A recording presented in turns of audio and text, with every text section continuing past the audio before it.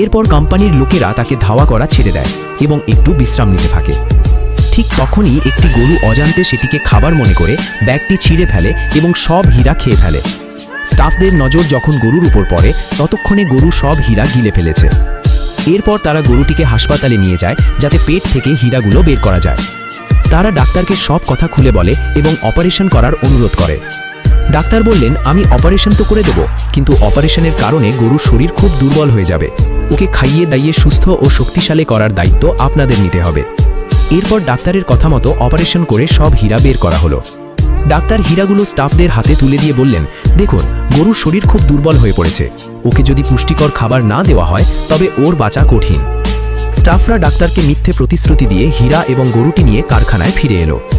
কারখানায় আসার পর তারা বসের সাথে মিটিং করলো, কিন্তু বস গরুটিকে খাবার দিতে মানা করে দিল এবং তাকে দূরে কোথাও ফেলে দিয়ে আসার নির্দেশ দিল।